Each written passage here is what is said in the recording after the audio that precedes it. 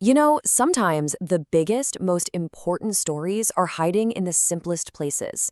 Today, we're going to look at what seems like a basic quiz question, but trust me, it's so much more than just a date. It's actually the key to understanding a really powerful moment in history. All right, so here it is, our central mystery, presented here in Bengali. It asks, what was the Bengali date for February 21st, 1952? Now, your first thought might be, okay, that's just a simple calendar conversion. But the answer to this question unlocks a story that is so much bigger. Right, because this isn't just about winning a trivia night. This question is a gateway. It's a direct link to a day that literally changed the course of history for millions of people. Getting the answer right isn't about points. It's about understanding the world in which that history actually took place. So the heart of this whole puzzle really comes down to a simple but critical fact. There's more than one way to mark the same exact moment in time. To figure this out, we have to navigate between two totally different systems that were both describing the very same day. And this lays it out perfectly, doesn't it? On one side, you have the date that most of the world knows, February 21st, 1952, according to the Gregorian calendar. And on the other side, a big old question mark. That's the piece of the puzzle we're here to find. Okay, so let's start with the familiar half, the Gregorian calendar. It's the one most of us use every single day without even thinking about it. It's the international standard, and for our story, it locks in the event on this one specific date, February 21st. Simple enough. And here's the other half of our puzzle, the Bengali calendar, or Bangabagda. Now, this is a solar calendar, and it is deeply, deeply woven into the fabric of Bengali culture. It has its own unique months, its own way of counting the years. And to truly connect with what happened, you need to know its date. So, how do we solve this? How do we find the right Bengali date? Well, you might think it involves some complicated math, but as it turns out, the biggest clue isn't hidden in a formula. It's hiding in plain sight, in the source of the question itself. Check it out. The question comes from something called the Language Movement Chronology Quiz. And that phrase right there, language movement, that changes everything.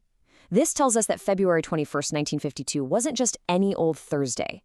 It was a day of profound sacrifice, a day of immense significance for the Bengali language and identity. All right, we have the Gregorian date, we have the crucial historical context, and we know we're looking for a date in the Bengali calendar. It is time. Let's put these pieces together, look at the options, and finally find our answer. Here they are, the four choices from the original quiz. We've got options ka, ga, and ga. Now, even if you can't read the script, we can still break this down. Take a look. Two of the options share the same year, 1358. The other two have completely different years. That's our way in.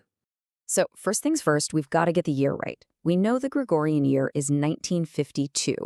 Option Ga gives us the Bengali year, 1352. Well, a quick check shows that just doesn't line up. It's off by about 6 years. So we can confidently cross that one right off the list. And we can apply the exact same logic right here. Option Ka points to the Bengali year 1359. Again, that's just not the right match for 1952. It's too late. So that one is gone too.